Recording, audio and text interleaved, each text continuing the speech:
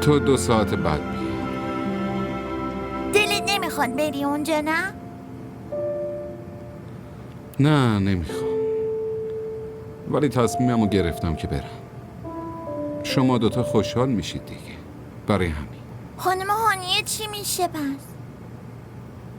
نگران نباش، همه میگن که مردا خیلی بی‌وفا. باور کن راست میگن. بابای من نمیتونه بی‌وفا باشه. جدی میگی؟ بله. من برم؟ آره.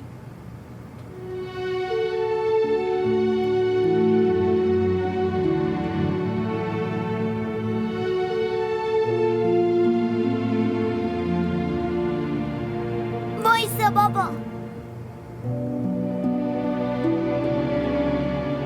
مراقب خودت باش رفیق. میدونم خودت دلت نمیخواد بری،